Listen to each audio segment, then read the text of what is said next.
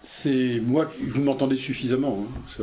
Si ma voix ne porte pas assez, j'ai le micro qui me rendra service. Et je vais essayer de parler sans micro.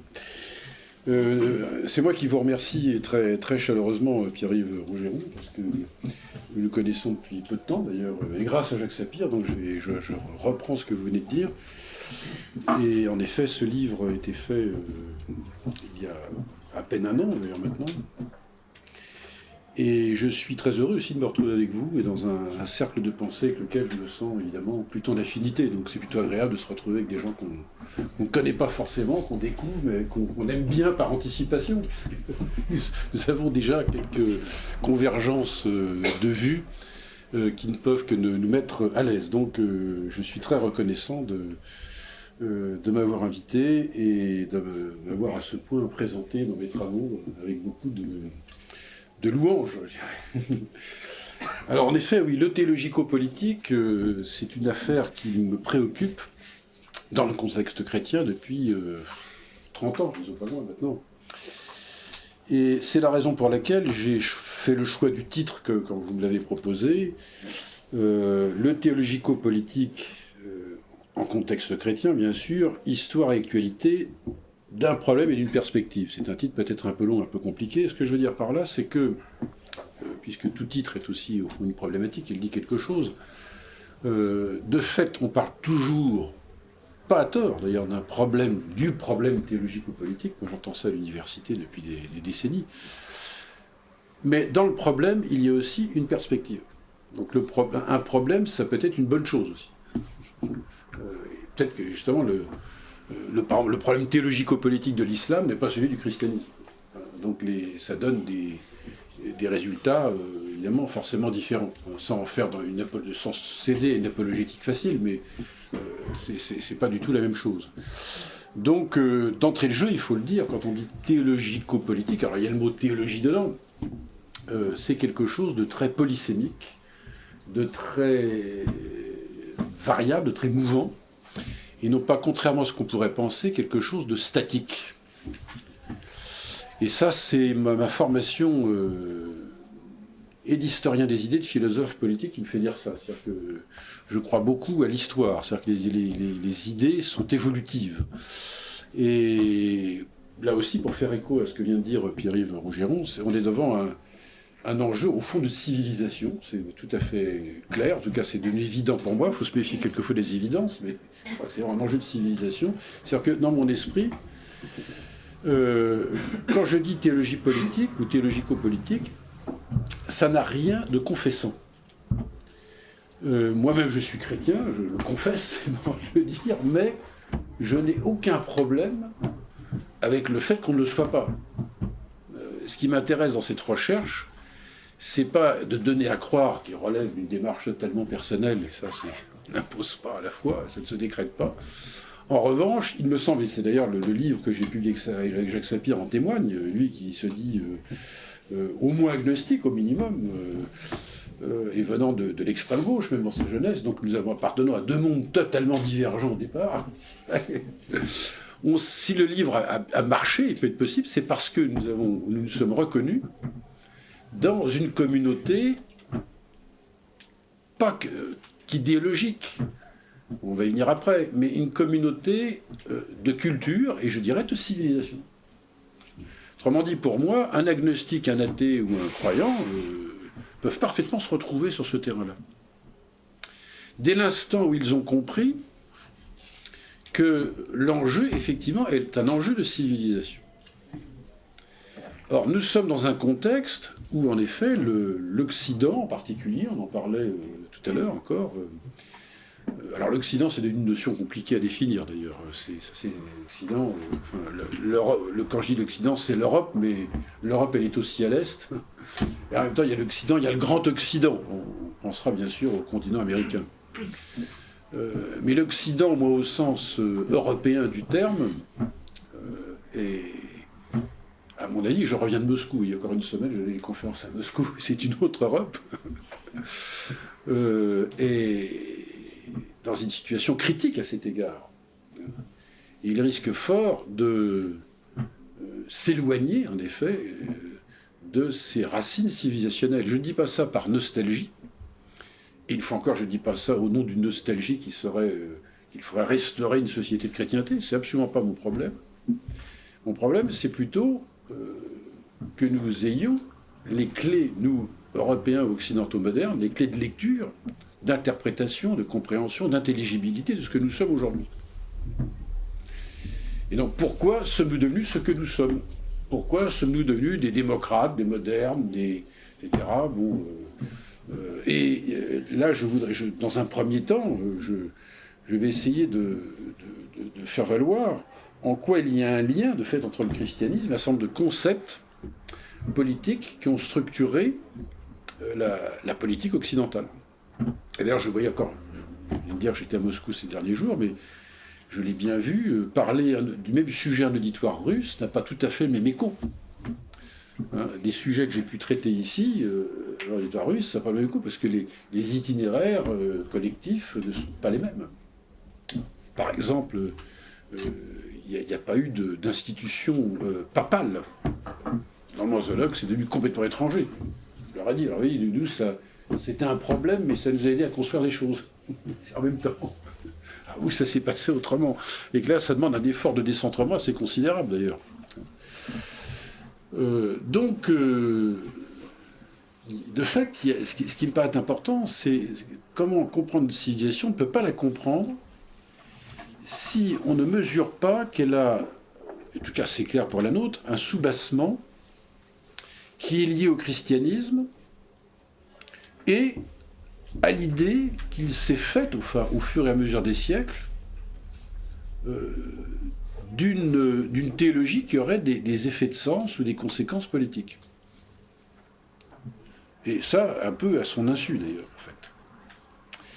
Et alors, l'inquiétude que j'ai par rapport à aujourd'hui, je la nomme tout de suite avant d'en venir à la dimension historique, et ce qui est intéressant, c'est pas de faire l'histoire antiquaire, c'est de voir l'enjeu pour aujourd'hui. C'est que la situation est d'autant plus critique que, en même temps, même le christianisme occidental, alors je dis occidental, c'est-à-dire catholico-protestant, qui n'est pas du tout le monde de l'orthodoxie, qui ne connaît pas cette dialectique, lui-même donne l'impression d'avoir, j'allais dire dérapé, enfin d'avoir perdu, au fond, ou de ne pas avoir conscience du rôle historique qu'il a joué, ou alors quelquefois c'est pour le dire sur un mode apologétique qui n'est pas très intéressant, et de s'être rallié finalement à un humanisme que je qualifierais presque même d'humanitarisme, un universalisme mou, indifférencié, vous me voyez arriver, et donc une sorte de moralisme un peu aussi de bonne aloi, les valeurs, etc. Enfin, on connaît ce discours-là par cœur. Et donc, au lieu d'être le moteur d'une relance, non pas nostalgique, mais d'une relance d'une civilisation qui connaît son histoire, mais qui va être capable de se projeter dans le futur, il aurait tendance, à mon sens, de se rallier un peu trop à un humanisme qui lui-même, d'ailleurs, est en pleine crise. Je pense notamment, bien sûr, à la question de l'invocation sempiternelle des droits de l'homme, etc. On a toute une vulgate dans ce domaine-là. L'ouverture à l'autre, le vivre ensemble, évidemment, je suis bien d'accord avec vous. Ça, dans l'Église, on pratique ça, le vivre ensemble, c'est une rhétorique qu'on connaît bien. Et donc ça, c'est plus inquiétant, en fait. C'est encore plus inquiétant. Parce que c'est l'institution qui est porteuse, ou les institutions chrétiennes qui sont porteuses d'une civilisation qui elle-même se serait laissée absorber par, au fond, pour dire les choses aussi sous cet angle-là, par un contexte d'une Europe occidentale post-historique, qui a décidé, depuis notamment la Deuxième Guerre mondiale, de renoncer à l'histoire. Il faut sortir de l'histoire, puisque l'histoire, c'est dangereux. Et comme c'est dangereux, bien, on va faire la paix. Ils allons vivre dans un pacifisme doux, tranquille. Donc, bien sûr, tout le discours avec l'ouverture à l'autre, l'humanisme, etc. Voilà, forcément. Hein. Et donc, le primat de la morale, du droit aussi, et de là aussi la dépolitisation considérable de nos sociétés. Et la dépolitisation, et ça fait partie de mes thèses, la dépolitisation des sociétés va de pair avec leur sortie de l'histoire. C'est-à-dire qu'il n'y a pas de permettez-moi ce terme, ça fait un peu savant, c'est pas que coquetterie, mais c'est ce terme grec de bios politikos, mais il n'y a pas de vie politique, de conditions politiques, sans qu'il y ait, c'est une des thèses de ce bouquin d'ailleurs, sans qu'il y ait un ancrage dans l'histoire. Si nous avons perdu le sens de la condition historique de l'homme, nous avons inévitablement perdu le sens de sa condition politique. L'un va avec l'autre. Le politique, c'est toujours une condition qui se vit de manière processuelle dans une histoire. Pour appartenir à une communauté politique, il faut avoir conscience qu'on appartient aussi à une communauté d'héritage, forcément. Alors, encore une fois, pas pour avoir la nostalgie, mais pour savoir d'où l'on vient, du coup, savoir où l'on est et vers quoi on veut aller. Je suis volontiers à cet égard un disciple de Renan, d'ailleurs, dans sa fameuse conférence « Qu'est-ce qu'une nation ?» On ne retient d'ailleurs que le discours plébiscite, c'est un plébiscite de tous les jours, mais ce qu'il dit aussi, c'est que la nation, c'est un héritage. Un héritage, on utilise même le terme de spirituel. Donc la nation, elle a un rapport à l'histoire. Alors, puisque j'ai lâché le mot nation, et qu'ici nous sommes entre amis, je ne prends pas trop de risques en vous disant qu'il y a quand même quelques concepts sur lesquels, du même coup, nous aurions fort intérêt à travailler dans leur lien fondateur ou initiateur avec le christianisme. Ce sont ceux de souveraineté, de nation, de démocratie. Et ensuite, on peut évoquer aussi la question des droits de l'homme, plus largement de l'humanisme. Bien sûr, en fait, c'est un petit peu... C'est peut-être parce que je reviens de Moscou que je fais je file cette métaphore, mais c'est un peu comme des poupées russes. Toutes ces notions, ces concepts s'emboîtent les uns les autres. Et d'ailleurs, c'est le sens du livre avec Jacques Sapir, Souveraineté, nation, religion, dilemme ou réconciliation. Au fond, c'est ce qu'on a voulu dire, finalement. Mais alors, pourquoi le christianisme a-t-il été ce monothéisme d'un genre très spécial, puisque c'est un monothéisme qui proclame la foi en un Dieu trinitaire et un Dieu incarnationnel, puisque ce Dieu s'est fait homme. Donc c'est pas un monothéisme strict, c'est un monothéisme impur, si on le compare avec le judaïsme et l'islam. Donc c'est un monothéisme très, très spécial, très paradoxal, comme j'aime bien dire.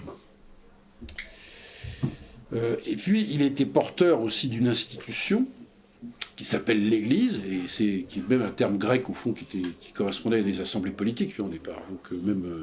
Donc l'Ecclésia, c'est la seule religion dans l'humanité qui a une institution vraiment bien à elle. C'est-à-dire qu'il n'y a pas l'équivalent de l'Église dans l'islam. Il n'y a pas l'équivalent de l'Église, même dans la synagogue n'est pas l'Église, c'est tout à fait autre chose. Et dans toutes les religions d'Orient, d'Extrême-Orient, on ne pourra pas trouver l'équivalent. C'est une religion qui s'est créée sa propre institutionnalité. Et c'est ce qui fait, au fond, que le christianisme a pu développer un problème théologico-politique. Et dès le départ, puisque son fondateur, le Christ lui-même, enfin, qui n'est pas le fondateur du christianisme, regarde le terme d'ailleurs. En fait, Jésus n'a pas fondé le christianisme. Jésus a prêché le royaume de Dieu, un royaume métahistorique, et qui est parfaitement apolitique. Parfaitement apolitique. On pourrait citer de nombreuses sources dans le Nouveau Testament pour bien voir que c'est pas du tout de ça dont il s'agit.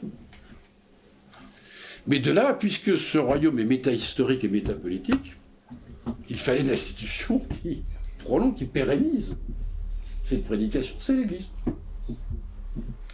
Autrement dit, il y a, dans la logique chrétienne, dès son point de départ, il y a une logique qui est messianique, c'est-à-dire qu'il y a un messianisme chrétien, c'est-à-dire qu'il y a l'idée qu'au fond, les temps vont s'accomplir, vont se réaliser, donc il n'y a pas besoin de vivre dans des institutions bien particulières, puisque c'est pas spécialement nécessaire, on va s'organiser, mais les temps sont proches. Et pourtant, ça ne s'est jamais produit, pas jusqu'à aujourd'hui. L'événement tarde. Et donc, le phénomène, en même temps, le phénomène Église va poursuivre quand même la logique fondatrice du christianisme, qui est d'être au fond une religion de l'altérité. Et d'ailleurs, ou une foi même d'abord, parce que le christianisme n'est pas d'abord une religion, c'est une foi. Il n'est devenu religion d'ailleurs que sous l'empire de Constantin, donc c'est un terme de droit romain en fait, religion. Au départ, le christianisme pour les Romains, ce n'était qu'une superstition. Donc c'était rien, c'était illégal. Donc c'est une foi qui est devenue religion. Alors à partir de ce moment-là, en effet, le christianisme a dû embrasser des questions qui l'ont conduit d'une part à construire une théologie, un système théologique, et un système théologique qui de là l'a conduit, une fois que le christianisme est devenu la norme dans l'Empire romain, de type théologico-politique. Ça, c'est indéniable qu'à ce moment-là, la question est arrivée. Elle était sous-jacente dans la prédication primitive, elle est devenue explicite du moment où ce n'était plus une petite minorité, mais véritablement la religion nouvelle qui allait normer l'Empire romain en Orient puis en Occident, et avec en même temps ces différences majeures par rapport à l'ancienne religion romaine, c'est que précisément, il y a une institution qui a toujours été là vis-à-vis, c'est l'Église. Autrement dit, c'est le poil à gratter de toutes les autorités politiques.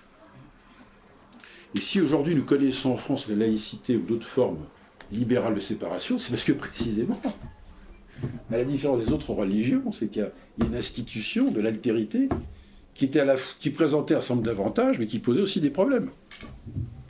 Il n'y a qu'en Occident qu'on peut s'interroger sur le fait qu'il faille séparer, enfin, en tout cas sous cette forme-là, religion, je ne dis pas qu'au Japon la question n'existe pas, mais séparer ou distinguer les deux sphères. Parce que précisément, le christianisme entend avoir sa propre institution qui est l'Église. Donc il a créé lui-même les conditions de la séparation qui s'est retournée contre lui, d'une certaine façon. Et c'est la raison pour laquelle on peut dire que le christianisme, par cette économie religieuse de l'altérité qu'il a proposée dès le départ, a créé les conditions, malgré lui, puisqu'encore une fois, son projet n'est pas un projet politique, c'est un projet spirituel. Il a créé les conditions pour que se structure, en tout cas au moins en Occident, et là, il faut tenir compte des conditions historiques, ça ne s'est pas produit de la même manière dans l'Europe centre-orientale orthodoxe, majoritairement orthodoxe. Ce christianisme-là, en tout cas de type occidental, a créé les conditions, malgré lui, donc, pour que se mettent en œuvre un certain nombre de concepts et de pratiques, ce ne sont pas que des concepts, mais des pratiques, qui vont donner forme progressivement à la politique moderne. Et si j'ai cité en tout premier lieu celui de souveraineté, c'est parce que, de fait, quand on a en face de soi une institution comme l'Église, et qu'on est par exemple le roi, on a en France le roi chrétien, très bien, il est chrétien, mais il est le roi de France. Donc c'est-à-dire qu'il n'y a pas plus pénible d'avoir en face de soi des curés qui viennent vous expliquer ce qu'il faut faire. Les évêques, le pape, on a vu ça même dans le Saint-Empire. Donc il y a ça a créé une aspiration par la force des choses à l'autonomie du politique face à la sphère ecclésiale. Alors bien sûr, je suis conscient de résumer des choses à très gros traits qui mériteraient des heures et des heures de cours sur le sujet, ne serait-ce que dans tout le contexte médiéval, c'est énorme déjà. Mais le Moyen-Âge, il faudrait le prendre. Alors c'est là qu'on est devant des enjeux de civilisation, c'est-à-dire que l'ancien éclaire le moderne. Le Moyen-Âge, c'est au fond ce qu'on appelle le Moyen-Âge. Alors c'est intéressant comment le Moyen-Âge, l'âge moyen. L'âge moyen durait 1000 ans, et c'est la scène primitive, au fond, de notre modernité, finalement. Parce que beaucoup de choses vont se jouer là. L'anticléricalisme n'est pas une invention du petit père Combe. C'est d'abord une idée chrétienne, l'anticléricalisme, en fait. Notamment l'antiromanisme. C'est-à-dire l'hostilité à cette autorité pontificale, je disais ça à mes amis russes le jour, qui fait que à la fois on en a besoin et en même temps elle énerve parce qu'elle revendique elle-même la souveraineté. Il y a des concepts pour ça. Et ce qui rend insupportable, ce qui est insupportable pour les États chrétiens, et donc eux-mêmes vont fabriquer leur propre conceptualité pour légitimer que la souveraineté ne se situe pas sur le plan religieux, et notamment ecclésiastique, mais sur le plan politique. Donc on voit qu'il y a une dynamique occidentale qui est une dynamique tout à fait, du coup, théologico-politique, qui s'est jouée sur des registres très divers au cours des siècles, bien sûr, ne serait-ce que déjà les siècles médiévaux, en se réappropriant la pensée politique grecque, notamment celle d'Aristote à partir du XIIe et XIIIe siècle qui a joué son rôle, et puis aussi le droit romain, aussi bien dans l'Église d'ailleurs qu'en dehors de l'Église, avec le concept d'imperium en particulier. Et donc, à son corps défendant, moi j'aime bien dire, le christianisme, malgré lui, a produit, j'ai bien malgré lui, donc mon propos n'est pas un propos apologétique, malgré lui, il a permis des constructions politiques qui ne correspondaient pas à son projet initial, ça n'a rien à voir. Le Christ, les apôtres prêchent le royaume de Dieu, ils ne prêchent pas la souveraineté, la nation ou les droits de l'homme, c'est pas le sujet. Mais s'installant dans l'histoire, créant des espaces politico-religieux de type chrétien dans toute l'Europe, il fallait bien donc s'organiser, et face à une institution qui est devenue de plus en plus lourde comme l'institution romaine, elle a créé de fait, par retour en quelque sorte, par effet boomerang, un appel à la souveraineté des États. C'est très clair pour la France, c'est très clair pour l'Angleterre qui a fait schisme avec Rome en 1534, avec Henri VIII, et puis encore après, et encore aujourd'hui, ça reste un fait d'histoire encore actuel. On pourrait le dire de toutes les réformes protestantes qui vont jouer un rôle très important dans le développement de la conscience nationale et du sentiment religieux, il y aura un lien entre les deux, et l'essor d'une église nationale comme en France avec le gallicanisme. Alors d'ailleurs je viens de glisser la souveraineté-nation. En tout cas, église nationale, ou fait nationale, comme adjectif, mais derrière, c'est-à-dire qu'il y a aussi, à partir de la construction d'une souveraineté étatique, et d'une église ad hoc qui correspond à l'église du royaume, au royaume, il va se développer de fait cette autre réalité importante que j'ai nommée, qui est celle de la nation. Donc on pourrait dire dans ce sens-là, si je fais déjà un premier bilan, que la notion de souveraineté en Occident européen est un produit dérivé, je dirais, du christianisme, et la nation aussi, parce qu'au fond, la nation va se concevoir d'abord comme nation chrétienne. Je rejoins assez bien Pierre Manant là-dessus, dans Situation de la France, même s'il le dit avec une paire de lunettes de philosophe qui n'est pas historien, quelquefois, il y a des raccourcis, parce qu'en même temps, la nation chrétienne va finir par se retourner contre le christianisme lui-même et fabriquer la nation. Si on prend le cas de la France, 1789, on utilise l'Église, la constitution civile du clergé, ça c'est la grande affaire, mais ça n'a pas marché. C'est-à-dire qu'en fait, il faut construire une nation en fait, la nation va devenir une contre-Église en réalité. Il y a une espèce d'effet de miroir. Une vision quasi mystique de la nation.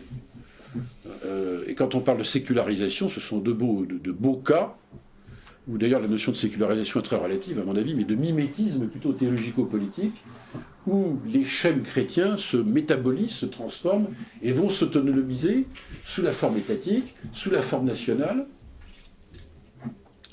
Et puis de là, aussi, l'idée même de démocratie, c'est-à-dire que la souveraineté, je suis obligé de revenir à la souveraineté avant de parler de démocratie. La souveraineté, puisqu'elle a partilé avec le christianisme, oui, elle a partilé avec le christianisme, mais au départ, pourquoi d'ailleurs? Alors là, notre ami Jacques Sapir serait ravi, et je le rejoins volontiers là-dessus aussi. Si on prend par exemple pendant les guerres civiles de religion dans le 2e, 16e siècle français, il y a un grand juriste qui a joué son rôle et qui est tout à fait symptomatique, mais d'idées qui étaient déjà lancées avant, mais qui sont théorisées, systématisées, avec Jean Bodin. Ça permet de comprendre l'origine théologique et politique de la souveraineté. Qui est souverain par définition, par essence? si ce n'est Dieu lui-même. Tout-puissant. Donc c'est un concept théologique, repris d'ailleurs par un juriste, et d'autres juristes aussi, qui va lui permettre de penser, par analogie avec la toute-puissance divine, ce qu'est et ce que doit être la souveraineté politique. C'est-à-dire qu'au fond, la preuve de l'existence de Dieu, c'est que le roi est souverain. C'est le visible humain qui permet d'accéder à une certaine idée de la connaissance de Dieu, au fond. Puisque Dieu, dans sa toute-puissance, lui qui est invisible, personne ne le sait, on ne le sait que parce qu'il y a effectivement une personne humaine qui occupe une fonction de puissance souveraine qui est analogue à la puissance divine. Donc la souveraineté, au départ, est pensée comme une délégation de la puissance divine. Alors, avant d'en arriver à la démocratie, on voit bien qu'il n'y a pas plus adémocratique que le concept de souveraineté. C'est-à-dire qu'avant d'en arriver à Rousseau, on a dû faire un sacré chemin, puisque pour penser la souveraineté, il faut penser dans des termes d'indivisibilité. La souveraineté ne se divise pas par définition. C'est pour ça, d'ailleurs, quand on parle aujourd'hui de souveraineté partagée, par exemple, ça me fait rire, parce que c'est un peu un oxymore. C'est comme si on disait, il fait jour et il fait nuit en même temps, quoi, ou inversement, mais c'est contradictoire dans les termes, en fait. La souveraineté ne se partage pas. Ça ne veut pas dire qu'on peut... Alors, ensuite, autre chose, l'idée de dire, tout à fait idiote d'ailleurs, de considérer que la souveraineté est forcément solitaire, donc les États souverains ne se parlent pas, ce qui est tout à fait ridicule. C'est ce qui a permis même l'essor des relations internationales, et des guerres interétatiques aussi. Donc c'est pas... Ça ne veut pas dire que les États s'ignorent, ça n'a pas de sens. Mais la souveraineté, elle, en tant que telle, est intrinsèquement indivisible. Et le premier des souverains indivisibles, c'est Dieu lui-même, qui a servi à penser ce pouvoir humain de façon indivisible. Autrement dit, quand on va en arriver... Mais dans cette généalogie de la souveraineté, on parle de la souveraineté donc de l'État. C'est l'État, derrière le roi, c'est l'État qui est une délégation de la puissance divine. On a toute une généalogie qui s'est construite, et quand on en arrive à l'idée de démocratie, si on prend Rousseau et puis ensuite la Révolution française, tout le dilemme va consister à se dire comment fait-on de l'un avec du multiple ? Redoutable. Très compliqué d'ailleurs, c'est bien pour ça que Rousseau est très difficile à lire, parce que je crois qu'il avait conscience lui-même qu'il était en train de bouleverser un concept qui, dans son fond initial, ne peut pas être démocratique. Il relève d'une transcendance. Ça, c'était l'objet d'un débat d'ailleurs avec Jacques, parce que là, on voit bien qu'il y a un rapport à une transcendance. Il y a une marque fondatrice, il y a une sorte de cicatrice théologico-politique au départ. Et y compris, donc, quand on a l'idée d'une souveraineté du peuple, par la nation, c'est donc d'arriver à partir du collectif, de faire de l'un. Ça, c'est un... D'ailleurs, à mon avis, ça a été certainement une des clés pour comprendre la terreur, d'ailleurs, sous la Révolution. Parce que une fois que le roi a disparu, il faut faire un corps. Le corps du roi, pour en parler comme Kantorowicz, il a politiquement disparu. C'est le corps de la nation qui doit faire un. Alors comment faire un quand on est 30 millions et a fortiori plus. Vous voyez, ça c'était le grand dilemme de la démocratie moderne, c'est qu'elle se pense comme forcément la souveraineté bascule à ce moment-là du côté de la souveraineté du peuple ou la souveraineté nationale. Ce qui est complexe. D'ailleurs, dans notre constitution actuelle, c'est la souveraineté nationale. En réalité, le peuple n'est pas souverain directement. Il a un costume, au fond, c'est la nation. Et du coup, ça nous oblige à constater, en termes d'analyse, disons, historique et civilisationnelle, la fonction interprétative que joue le christianisme dans la construction de nos concepts politiques. Et encore une fois, même si c'est pas un projet, c'est pas son projet initial, c'est donc je dis c'est malgré lui, l'histoire a fait que, et notamment l'Occident. On ne peut pas dire les choses exactement de la même manière en Orient. On voit bien qu'il n'y a pas eu d'États nationaux souverains. On a vu le drame des Balkans, d'ailleurs, on voit bien. On voit bien que ça, pourtant, c'était des pays... Bon, les Ottomans sont passés par là, vous allez me dire. Donc l'islam aussi, mais quand même... en Occident, non. La chance de l'Occident, je dirais même, ça a été au fond la chute de l'Empire romain. C'est-à-dire qu'au fond, après tout, il a fallu construire des espaces politiques tout à fait nouveaux, finalement. Voilà. Et unifiés par le christianisme. Alors, on voit bien comment il y a là une dynamique théologico-politique qui fait que c'est à la fois, comme je disais au début de mon propos, un problème, parce que le christianisme est une religion éminemment conflictuelle. Dès l'instant, il s'institue lui-même par une église qui ne se confond pas avec l'ordre politique, même s'il y a eu pendant des siècles des liens étroits, mais ça ne pouvait pas se confondre. C'était impossible. Et la preuve, c'est qu'il y avait des conflits entre les deux sphères. Sinon, il n'y aurait pas de conflit. Et d'ailleurs, c'est sain. Quand il y a des conflits, c'est sain. Donc le problème... Moi, quand je prononce ce mot de problème, pour moi, c'est positif. C'est une bénédiction. Il y a des problèmes. Ah, c'est merveilleux, ça. Problème, parce que les conflits, c'est pas la violence, c'est autre chose. Il y a des conflits, donc on les traite. C'est bon, les conflits. Le problème, c'est quand il n'y a pas de conflit, puis que ça tourne à la violence. Ça fait autre chose. Alors, il y a eu des moments de violence. Si on prend les guerres civiles de religion, la Saint-Barthélemy, il y a des moments d'explosion de violence. On ne peut pas non plus idéaliser le passé. Mais il y a foncièrement du conflit, mais du conflit qui crée une dynamique historique et politique, et qui va contribuer à créer du même coup. Alors, le XVIe siècle est capital pour ça.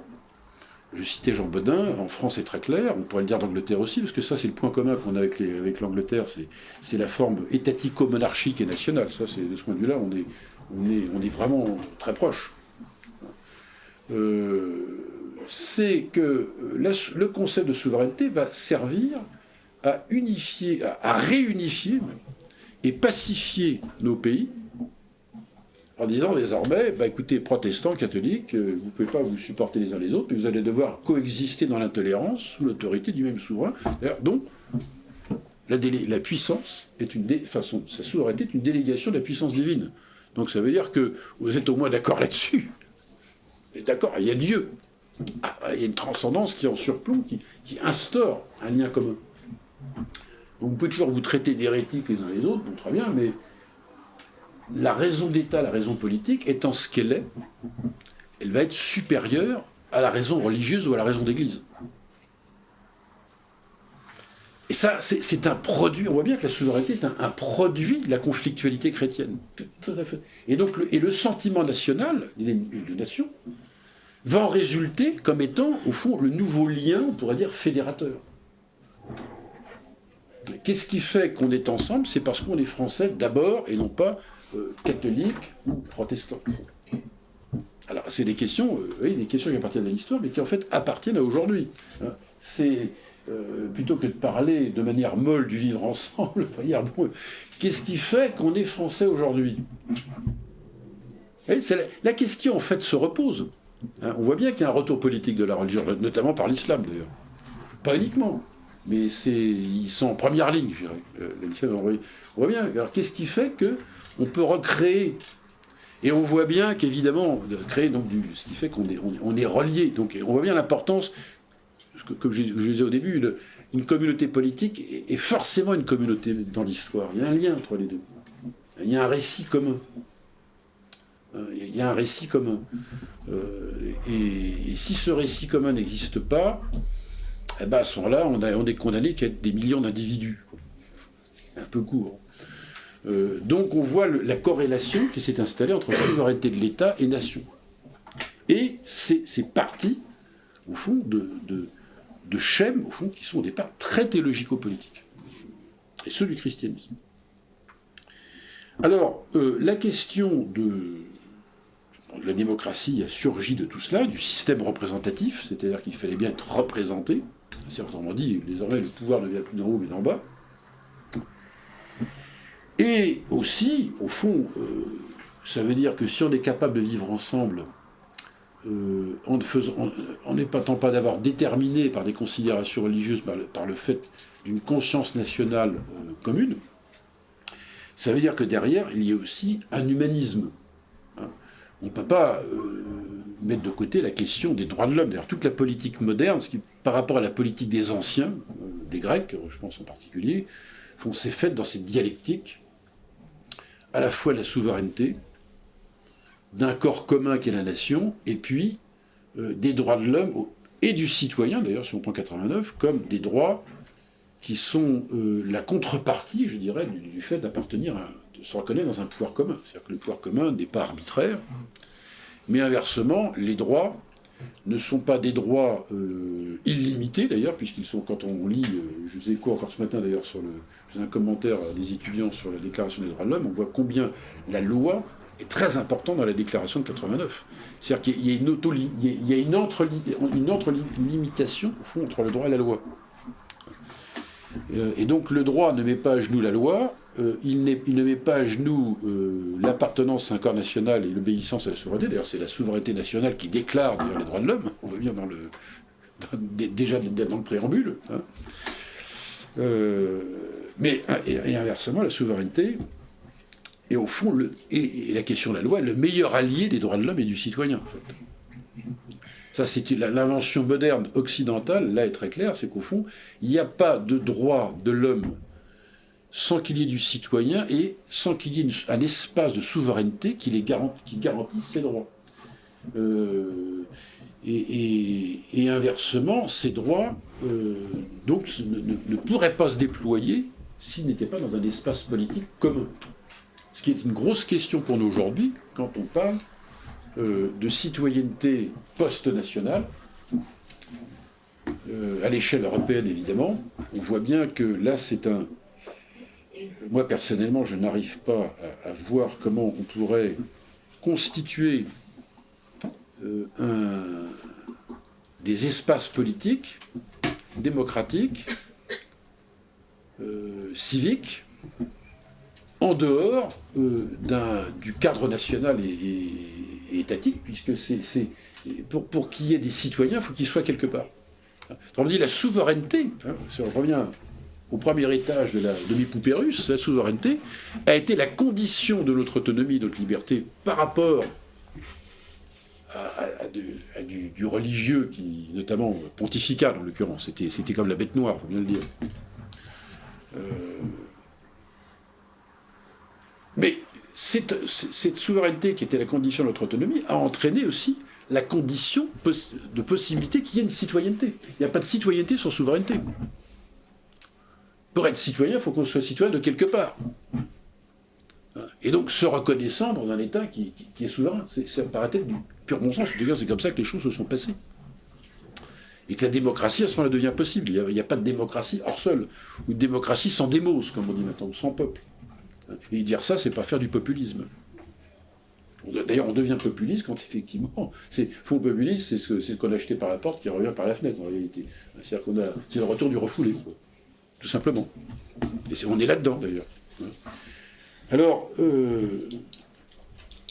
on voit là qu'il y a des schèmes, hein, qui ensuite se sont affranchis de leur cadre théologico-politique, qui se sont alors descriptivement sécularisés, même si c'est un terme sur lequel il y aurait beaucoup à discuter, je dirais, ils se sont autonomisés, je préfère dire. Mais s'ils se sont autonomisés, ça veut dire qu'ils ont une origine qui est quand même liée à une matrice qui est très liée au théologico-politique chrétien. Et d'ailleurs, si on prend le cas, par exemple, prenons un autre exemple, le cas de la laïcité française, de la loi de 1905, on voit bien que derrière, il y a tout un inconscient, au plan institutionnel, il y a tout un inconscient catholique. Au fond, la laïcité participe d'une histoire française catholique. C'est la substitution de l'Église nationale à un nouveau fait, en fait, une espèce de... La laïcité est à la République ce que l'Église était à la monarchie, l'Église gallicane. Elle devient c'est son support spirituel, en quelque sorte. Même si on pourrait aussi convoquer, par rapport à la question de la conscience, aussi un héritage protestant. Moi, je dirais que la laïcité, à la fois en France et à la fois au plan institutionnel, elle a un fond catholique, ou, par rapport à la conscience individuelle, plutôt un fond protestant. Mais c'est hybride. Hein, il y a aussi toujours une hybridation des héritages, c'est toujours complexe. Il n'y en a pas un qui puisse prétendre, au fond, c'est nous qui avons le monopole. C'est la laïcité, c'est du catholicisme qui s'ignore ou du pur protestantisme. C'est pas vrai, ce serait trop simple. Mais on voit bien que ça a été possible, que cette laïcité s'inscrit dans une histoire. On voit bien une histoire qu'on peut faire remonter largement à la monarchie, en fait. Largement. Et donc, la laïcité n'existe pas. Je crois que son gros problème aujourd'hui, c'est que la laïcité, au fond, c'est comme le concordat, d'ailleurs, le concordat de Bologne de François Ier, 1516, ça a commencé là. Et puis le concordat de Bonaparte, 1801, et ensuite la laïcité. Et toutes ces structurations juridiques du religieux et du politique en France ont été des actes éminemment de souveraineté. Des actes de souveraineté. C'est-à-dire que d'ailleurs le gros problème de la laïcité aujourd'hui, c'est on lui demande plus que ce qu'elle ne peut apporter, parce que précisément elle s'est délestée de sa structuration initiale, qui est celle de la souveraineté de l'État et de l'appartenance à un corps national commun. Et dès l'instant où elle fonctionne en roue libre, en quelque sorte, on lui demande des quantités de choses pour lesquelles elle n'est pas faite. Hein, donc d'où les discours inflationnistes sur la laïcité, le vivre ensemble, l'ouverture. La laïcité doit être libérale, ouverte, fermée, etc. Parce qu'on voit bien, on met des adjectifs partout, parce qu'elle est plus capable. On voit bien qu'elle s'est vidée de sa substance. Mais c'est vidée de sa substance parce qu'elle s'est dévissée par rapport aux deux notions, aux deux concepts antérieurs, c'est souveraineté-nation, en fait. Elle était déboulonnée, en quelque sorte. Évidemment, ça ne peut pas coller. Et on n'en sortira pas tant qu'on n'aura pas réarrimé tous ces pôles. Donc ça, c'est fondamental. Alors, je vois qu'il est 9h. Je ne vais pas aller beaucoup plus loin, mais il y a quand même... Alors, puisque je l'ai évoqué au début comme quelque chose qui, à mon sens, est important, et même je l'ai exprimé comme une inquiétude.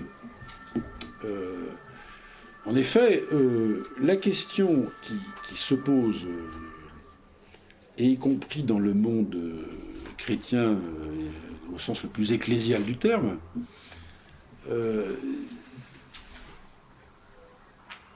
alors, il manque quand même un moyen terme, malgré tout. Attendez, c'est-à-dire que... Non, je ne voudrais pas oublier ça. Avant d'en arriver là, vous allez voir pourquoi après. Parce que, bien sûr, on pourrait dire, ensuite, il y a une telle autonomisation du politique, en tout cas si on prend le cas français, et on pourrait prendre d'autres exemples si on aura, par rapport aux religieux chrétiens, et en particulier catholiques, finalement, après ça, on peut s'en défaire. Et de fait, l'Église catholique, notamment à sa façon, a joué un rôle pas toujours très heureux. Le cas typique et topique, c'était la question des droits de l'homme. La réaction instantanée, c'était de s'opposer aux droits de l'homme comme étant incompatibles avec les droits de Dieu. Tout le XIXe siècle, c'était le siècle de l'affrontement, de la modernité humaniste libérale, contre le système romain qui, lui, au nom de la vérité, refusait ce discours. Que les droits de l'homme, le libéralisme, étaient des dissolvants de la vérité. Si en un sens, ce n'est pas faux, d'ailleurs.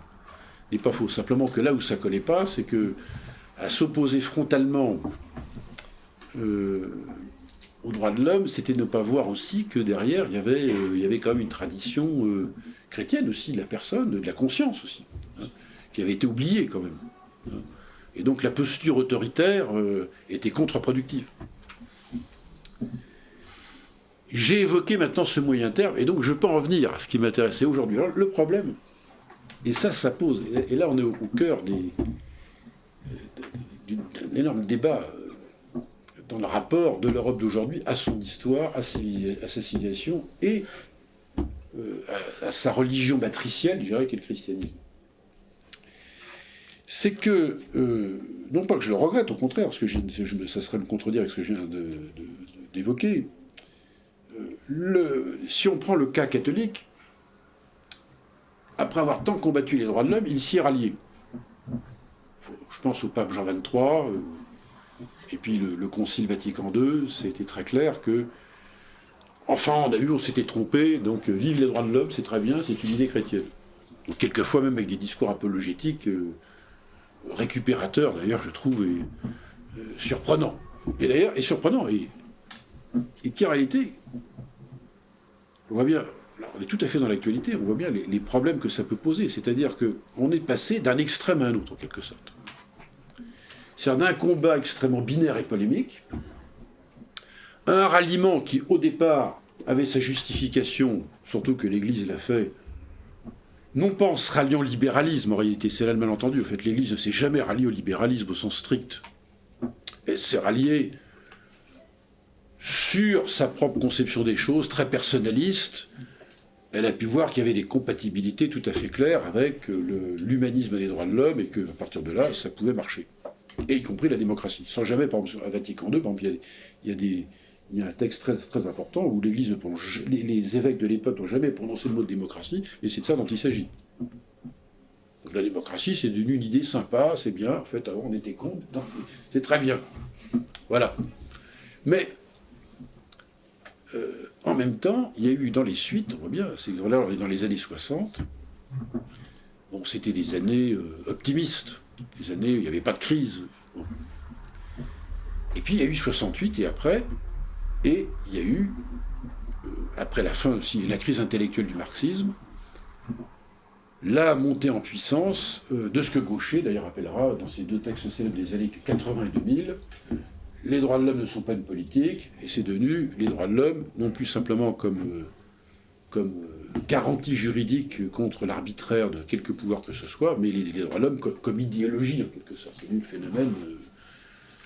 les droits de l'homme, c'est un peu, puisque de toute façon, il n'y avait plus aucun récit collectif, le socialisme s'est effondré, la nation avec la construction européenne a eu du plomb dans l'aile, la souveraineté relativisée, et l'individu montant en puissance, au travers, bien sûr, de cette rhétorique sur les droits de l'homme. Et c'est la situation exactement dans laquelle nous sommes. Alors, par rapport à ça, on voit bien le piège dans lequel se trouve, mais même le protestantisme de toute façon d'ailleurs, le monde, disons, catholico-protestant se trouve devant une impasse, à mon sens.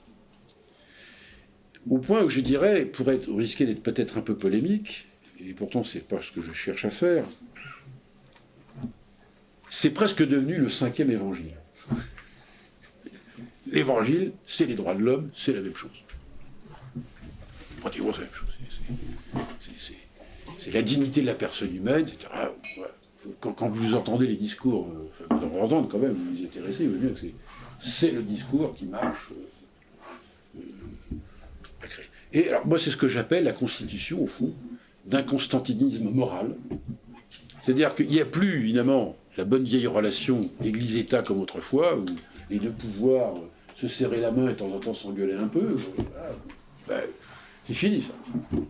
Mais il y a, on pourrait dire, l'Église, c'est fini, elle a renoncé à tout ça. En réalité, elle a retrouvé par un autre biais son péché mignon. Pardonnez-moi, oui, ça me fait sourire. Peut-être son péché originel, d'ailleurs, pour vous faire encore plus sourire.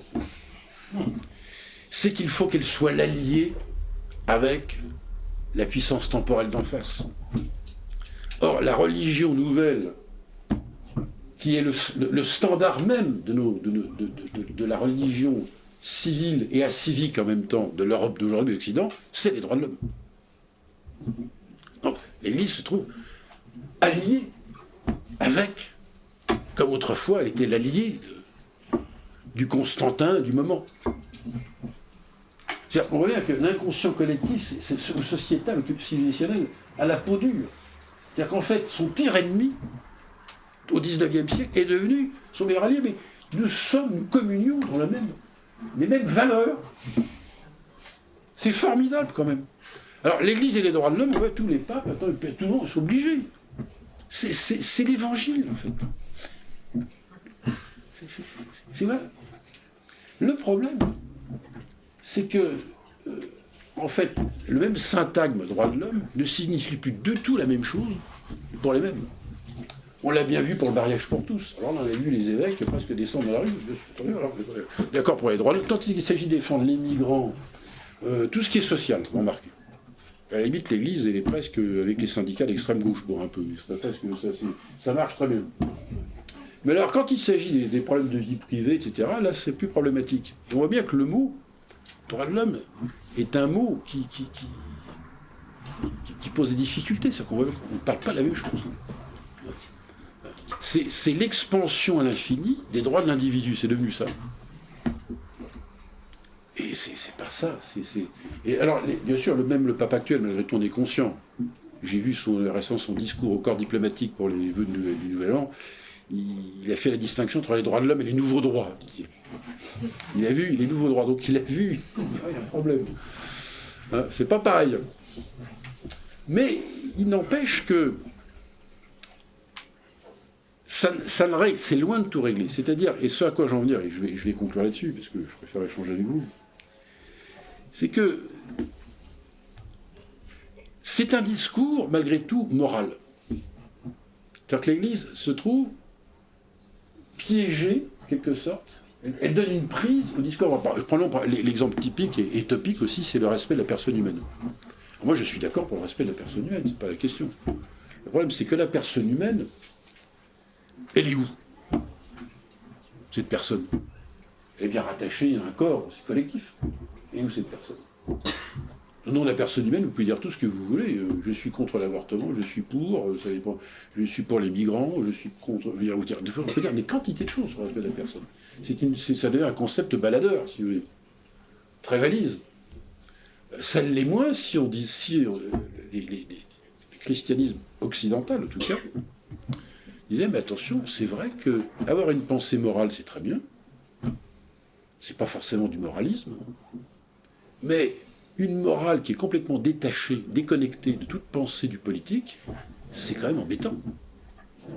Alors ça, c'est lié, on voit bien qu'il y a un gros passif qui tient au fait que la peur de parler du politique comme tel tient à son passé qui n'est pas si lointain que ça. C'est-à-dire, si on se met à parler politique au sens d'un discours politique, on va nous dire, on va leur ressortir qu'on veut restaurer un ordre à l'ancienne. Alors qu'en réalité, c'est pas ça le sujet. C'est pas ça le sujet. C'est, plutôt que de parler du vivre ensemble et du dialogue permanent, qu'est-ce que le christianisme peut-il dire sur la chose politique? Et donc, et c'est la voie royale, s'il veut ne pas tomber dans le piège droit de l'hommiste. Et pour redonner au droit de l'homme une dynamique qui a tout à fait sa valeur, mais réinsérée dans le champ politique. Et là, on est devant un nouveau problème, en fait, théologico-politique. C'est un nouveau problème théologico-politique. En réalité, elle croit avoir liquidé ces vieilles... Oui, quand c'était les... Bien sûr, on n'est plus au XVIe siècle, on n'est plus au... Ça, c'est sûr. Tout ça, c'est terminé. On ne va pas revenir à... C'est fait. Mais ça ne veut pas dire qu'il n'y a plus de questions théologico-politiques. On le voit bien d'ailleurs par le biais de l'islam. Il y en a une grosse, là, énorme, là, qui nous tend les bras, je veux dire. Et qu'on n'est pas capable de traiter parce que on est devant un refoulé de la mémoire et de l'histoire qui est considérable. Et donc l'humanisme gentillet dans lequel on est, qui est un humanisme de bas de gamme, en fait, de fin de race, si vous voulez, dans lequel se retrouve mêlé le christianisme, parce que c'est très bien de dire qu'il faut vivre ensemble et s'ouvrir à l'autre, on est dans des choses creuses, alors qu'il a devant cette déliquescence de l'humanisme avec un grand H, grand humanisme, il a tous les moyens pour être une force de résistance et de relance de l'idée démocratique, du cadre national, de l'idée de souveraineté, alors dans un cadre européen, etc., je ne dis pas qu'il faut être comme ça, mais il a tous les moyens, toute son histoire parle pour lui, en fait. Il a les moyens, il a les outils. Malheureusement, voilà à quoi ça conduit, l'amnésie historique et l'inculture.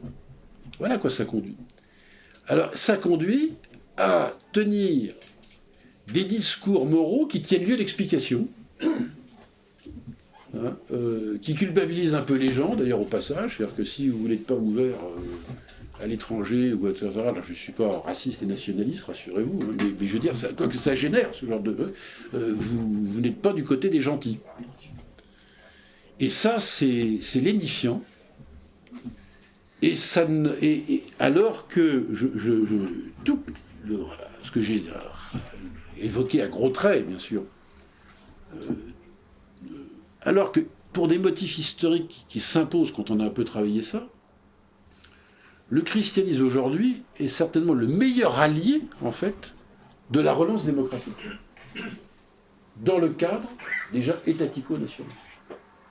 Il est le meilleur allié, parce que précisément, tous les schèmes sur lesquels se sont construits notre souveraineté, l'idée de nation, de démocratie, de droits de l'homme au sens de l'âge classique, je ne parle pas du droit de l'homme d'aujourd'hui, le christianisme a joué une partition extraordinaire là-dedans.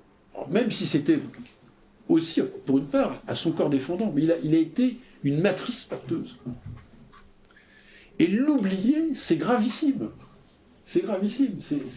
C'est vraiment un trou noir civilisationnel. C'est énorme.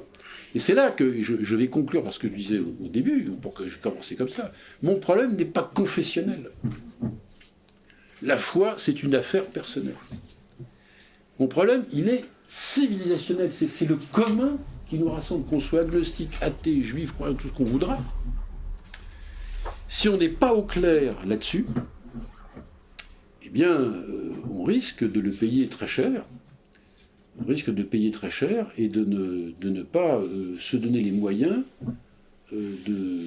parce que nous avons perdu de vue d'où nous venons et ce qui nous a construits. On se coupe, en quelque sorte, des moyens pour se projeter dans un futur, de se construire un avenir nouveau. Et il n'y a pas d'avenir hors sol. Ça n'existe pas, ça c'est du post-moderne, comme on dit maintenant, ça n'existe pas. Ça n'a jamais existé, un fantasme. Il n'y a que d'avenir enraciné dans une histoire assumée. Bon, au fond, je vais m'arrêter là. Une histoire assumée.